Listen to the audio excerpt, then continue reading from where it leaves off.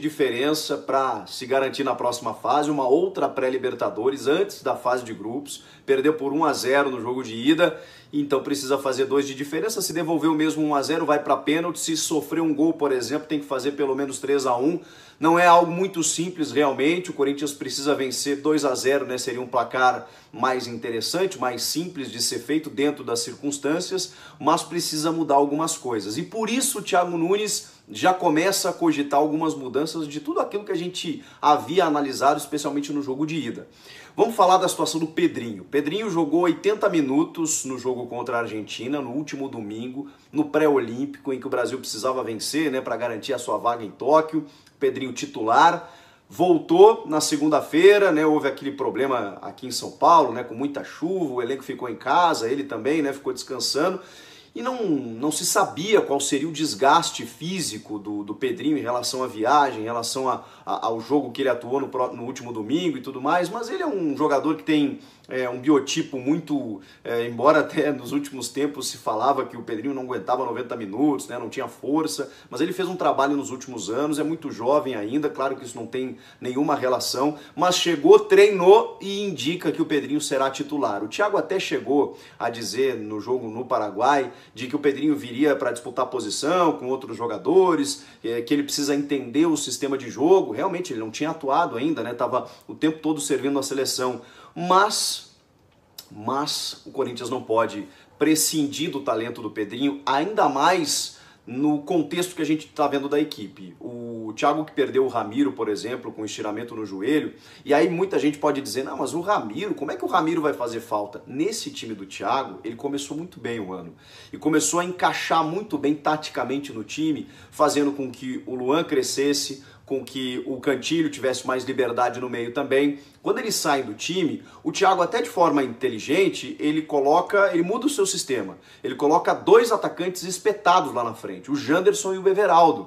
O Everaldo, que se espera muito, que o ano passado sofreu com lesões, e a coisa até funciona, por exemplo, no clássico contra o Santos, funcionou, no Paraguai já não. Então você precisa fazer a leitura do jogo, né? Você precisa entender como você vai conseguir vencer um adversário jogando em casa, ficando mais com a bola, sendo mais criativo. O Janderson enfrentou muitas dificuldades no Paraguai, porque é um time fechado, ainda mais depois de ter feito 1-0, barrou, né? Colocou as suas linhas de 5, de 10, todo mundo atrás da linha da bola, e o Janderson, que ainda mostra um pouco de afobação por ser jovem e tudo mais, que tem essa característica da vitória pessoal, não conseguiu exercer o seu jogo. O Everaldo me parece um pouco mais pronto para isso. E talvez você confunda a marcação no momento em que você tenha um jogador não com essa característica, mas que centralize mais o jogo, para tentar uma bola na área, para tentar um chute a média distância, para tentar combinar jogadas com o Cantillo e com o Luan.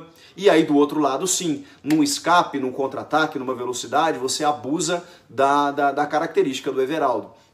Eu acho que essa é a leitura que o Thiago Nunes está fazendo nesse momento. O Pedrinho, não só pela qualidade que ele tem, mas pela característica do seu jogo, ele está se tornando fundamental para que o time seja escalado com ele. E ele treinou entre os titulares, então dá para a gente dizer que o Pedrinho sim vai para o jogo. É pouco tempo para ele entender a filosofia do Thiago, uma conversa, ele estava acompanhando o Corinthians de lá, já conhece boa parte desses jogadores que aqui estão, você precisa colocá-lo no jogo. Até porque, se a opção for o Janderson, de novo, em qualidade, no aspecto tático, o Pedrinho vai ser muito mais importante. Ainda tem uma pequena dúvida de que talvez o Janderson pudesse jogar na do Everaldo, o que eu acho improvável.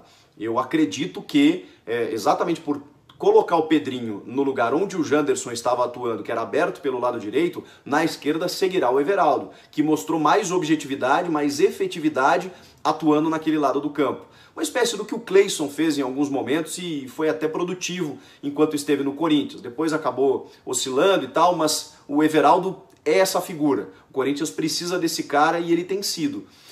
A gente espera muito que o Luan possa desencantar, possa crescer, né? Depois daquele começo muito bom na Flórida, ele oscilou em vários momentos. Já disse aqui que ele tem uma função tática muito importante, voltando para fazer o combate, na marcação, na saída de bola, ele consegue muitas vezes fazer o desarme e deixar com que o Cantillo arme o jogo, mas vai precisar mais da característica criativa do Luan.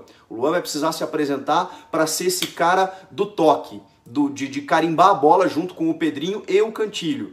E o Camacho também, que é um jogador que, quando não tá, faz muita falta ao sistema do Corinthians, do Thiago Nunes, porque ele consegue auxiliar o Cantilho nesse box-to-box, nesse vai e vem para pegar a bola dos zagueiros e tentar chegar até a área adversária. Vai ser um jogo de ataque contra a defesa, em que o Corinthians vai precisar ter muita atenção nos contra-ataques, porque no momento em que o Guarani se fechar, ele vai tentar roubar essa bola e sair.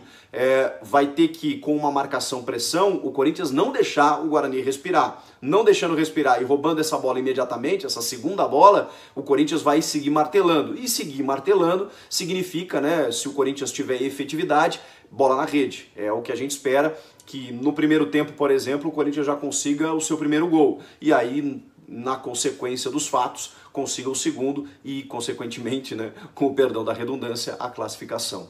Me parece que seja esse o cenário. É claro que tudo isso é uma projeção, né, gente? A bola rola lá dentro e a gente tem que esperar para ver o que vai acontecer. Além dessa dúvida, que eu nem coloco como dúvida, mas a gente tem que colocar do Janderson ou do Everaldo, e o Pedrinho, para mim, tá garantido no time, tem a questão da lateral esquerda. O Thiago Nunes estava muito crente, estava muito certo, convicto de que o Sid Clay era o seu titular, mas o campo tem mostrado outra coisa. O Sid Clay não está pronto, nem fisicamente, ele não está pronto tecnicamente para ser titular do Corinthians. E em contrapartida, o menino jovem, o Lucas Piton, tem aproveitado muito melhor a oportunidade. Então eu acho que daqui a pouco, se você entender que dependendo do jogo, com alguns minutos ou no segundo tempo, que o Lucas não tem sido efetivo, que você precisa do Sid Clay, que tenha alguma qualidade no ataque, no apoio, e pela sua experiência ele possa ser útil, mas eu começaria com o Lucas Piton. E já é cogitado pelo Thiago Nunes também. Então eu imagino que seja Cássio, Fagner, Gil, Pedro Henrique e Lucas Piton. No meio de campo ali, Camacho, Cantilho, Luan, Pedrinho, Everaldo e Mauro Bocelli. E a expectativa de que o Bocelli, com essa bola circulando a área, ele consiga ter mais oportunidades e fazer os gols que a Fiel tanto precisa.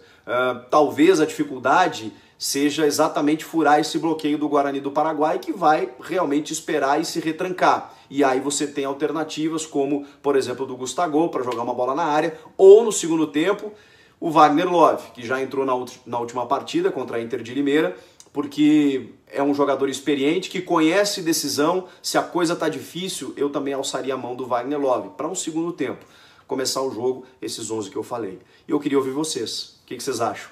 Qual a escalação? Entre essas dúvidas aí, vocês concordam comigo naquilo que eu estou projetando para o jogo? E o que vocês acham que vai acontecer? O Corinthians passa ou não passa?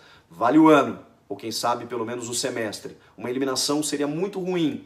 Acho que não interrompe nenhum tipo de trabalho, mas joga o Corinthians por uma Sul-Americana e interrompe a Libertadores antes mesmo dela começar.